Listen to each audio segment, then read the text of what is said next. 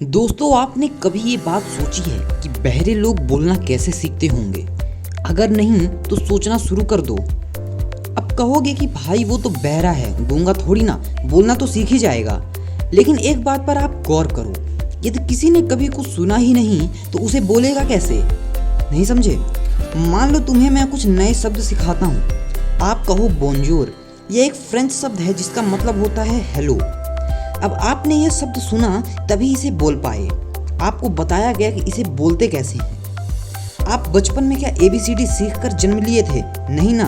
आपको बोलकर यह बताया गया कि इस कैरेक्टर A को ऐसे पढ़ा जाता है, B को इस तरीके से पढ़ा जाता है, तब जाकर आप कहीं ना कहीं बोलना सीख पाए थे। लेकिन उनका क्या, जिन्होंने कभी कुछ सुना ही ना हो?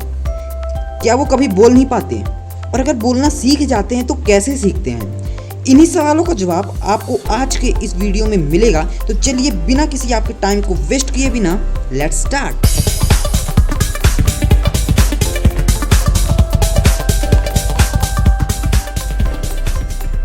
दोस्तों, WHO की माने तो दुनिया में 466 मिलियन लोग बहरे हैं, जिनमें 34 मिलियन बच्चे ही हैं केवल। कुछ लोग जन्म से ही बहरे होते हैं और कुछ किसी इंजरी के कारण हो जाते हैं।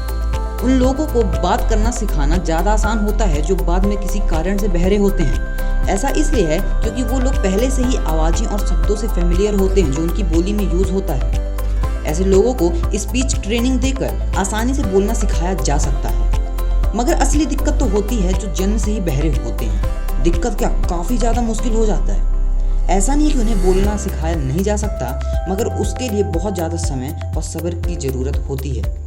हियरिंग एड्स जैसे डिवाइस जो आवाज़ों को एक छोटे से बिंदु में तेज एम्पलीट्यूड के साथ बजाते हैं, उनका यूज ऐसे केसेस में किया जाता है, मगर हर बार इससे सामान्य रिजल्ट नहीं मिलते हैं। तो कुछ स्ट्रेटजीज हैं जो ऐसे केसेस में यूज़ करनी जाती है।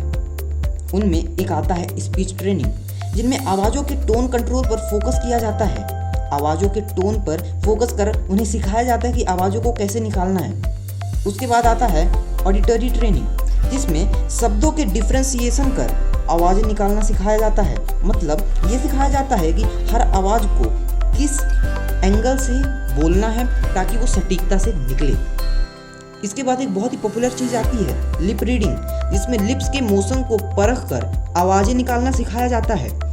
CDS की माने तो गुड कंडीशन में 40% इंग्लिश के शब्द लिप के हरकतों से ही पता लगाए जा सकते हैं। लेकिन इन सब से भी जन्म से बहरा आदमी 100% एक्यूरेटली नहीं बोल पाता है, क्योंकि इन सब तरीकों से शब्दों के सॉफ्टनेस या फिर हार्डनेस की पूरी तरीके से समझ नहीं मिल पाती है। जैसे हिंदी के शब्द हैं शा, सा, शा, बोलने में तो सब एक जैसे ही हैं, लिप्स की हरकतें भी एक जैसी हैं, लेकिन इनमें सॉफ्टनेस और इनमें हार्डनेस का अंतर है।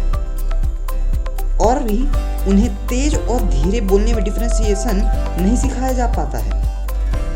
हम तो आसानी से सुनकर ये समझ सकते हैं कि हम तेज बोल रहे हैं या फिर धीमे, लेकिन जो बहरा है उसे कैसे पता चलेगा कि वो तेज बोल रहा है या धीरे? तो ये भी इसका एक निगेटिव साइड है। इसलिए ज़्यादातर लोगों को ASL रिकमेंड किया जाता है जो बहरे होते हैं। ASL में हैंड्स के गेस्चर से कम्युनिकेशन सिखाया जाता है। लेकिन अगर कोई अपना एनफ टाइम बोलने में लगाए, यानी बोलना सीखने में लगाए, तो वो 70 to 80% बोलना सीख सकता है। अब ये मत कहना कि मेरे जान पहचान का आदमी जो बहरा है और साथ ही वो 100% एक्यूरेटली बोल लेता है। मैंने ये एक एवरेज अमाउंट बताया है, 70 to 80%। गाइस, कितनी अजीब बात है कि जो आदमी गूंगा है वो केवल और केवल गूंगा ही है, लेकिन जो आदमी बहरा है वो बहरा होने के साथ साथ गूंगा भी है।